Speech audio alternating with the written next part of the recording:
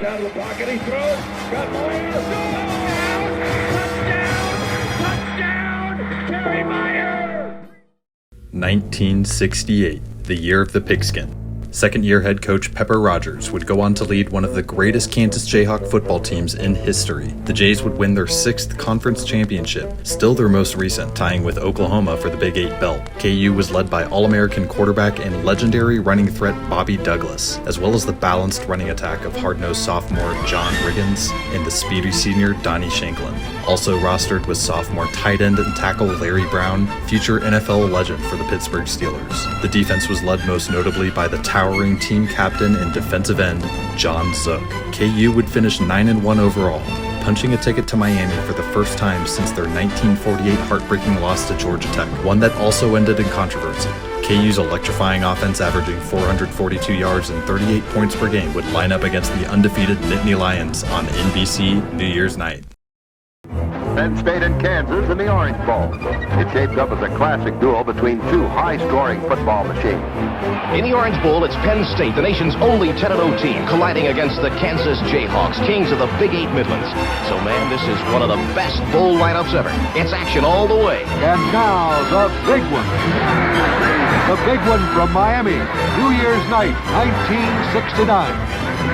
The University of Kansas Jayhawks versus the Penn State Nittany Lions. And this is the way it looks, and the way it is.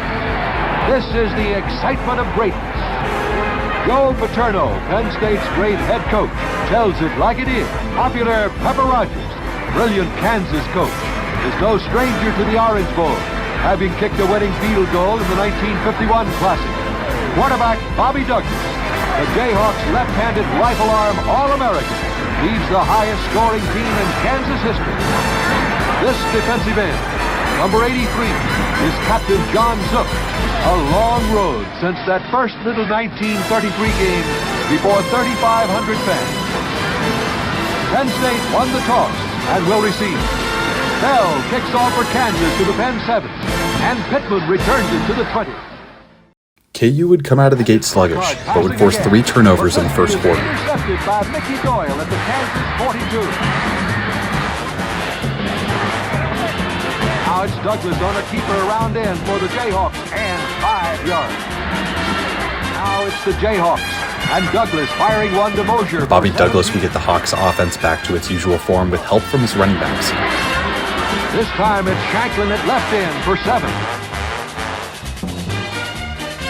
Jayhawks are hot as Riggins hits the middle for 12. The 45-yard drive was capped off with the first score of the game, Mike Reeves plunging it in from 2. Mike Reeves for the first touchdown. Kansas made the extra point, leads 7-0. Coming up is a long one for the Jayhawks as Douglas passes the bomb to Shanklin for 42. And our cameraman is pumped in excitement and loses the ball for a second.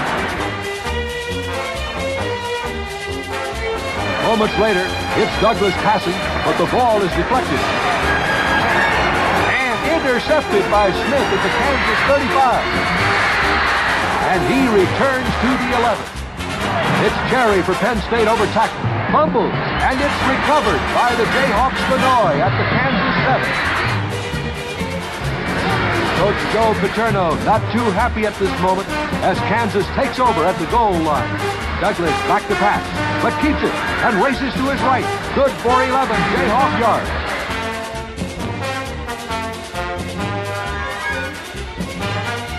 With 6.5 minutes left in the third quarter, Douglas passes to Riggins for 11.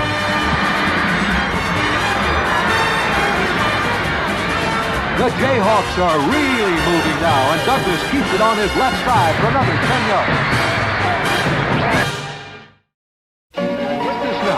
The first heart transplant ever performed on national television. Still tied early in the fourth, the play that would help award Donnie Shanklin the game's most valuable player gave the Jayhawks momentum. Launched in the fourth quarter when Penn State was forced to punt. Donnie Shanklin returned the kick 46 yards to set up a touchdown.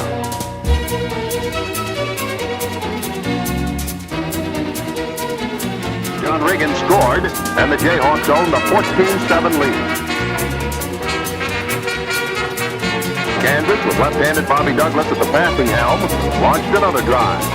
With 7:20 left in the game, Kansas would face a 4th and 1 on the Penn State 5-yard line. Pepper Rogers ordered to go for it rather than kick for a 10-point lead, and Riggins would be stopped short on a pivotal turnover on downs. For no gain. Penn State's heroic stand had to be duplicated with 2 minutes to go. The Lion defense, led by number 68 Mike Reed. Kansas would be backed up to its own 25-yard line. A blocked punt would put Penn State in prime position for the last chance drive with 1:16 left. Completed the most important pass of his life. Bob Campbell made the catch and fought to the Kansas 3. With 22 seconds to go, Burkhardt faked a handoff, rolled left, and scored. Penn State trailed 14-13. This is the extra point conversion, the extra two that could win it for Penn State, or if they fail, Burkhardt throws it in the air, up in the air. It is no good. With 15 seconds left, Kansas has held, waving a flag at the goal line. Amongst the chaos after the second point try, Kansas would be flagged for having 12 men on the field.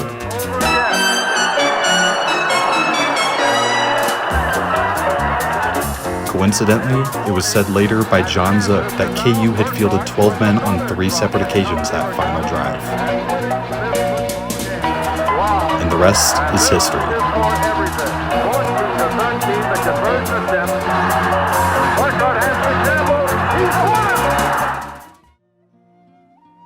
Forever known as the 12th man game, but never forgotten, the legendary season composed by the 1968 Jayhawks. Kansas legend Donnie Shanklin was crowned the Orange Bowl MVP despite the loss, and was later named an underrated Jayhawk great by former players and coaches. Kansas would finish the season 6th in the AP poll, and the 1968-69 season would mark the last time Kansas would defeat Nebraska, a feat done in Lincoln, which has still not happened since. It was the last year KU fielded 2 consensus first-team All-Americans and to make a New Year's Six bowl, until almost 40 years later, the 2007 Jayhawks would accomplish all 3, most notably finally getting a taste of that sweet Orange Bowl juice.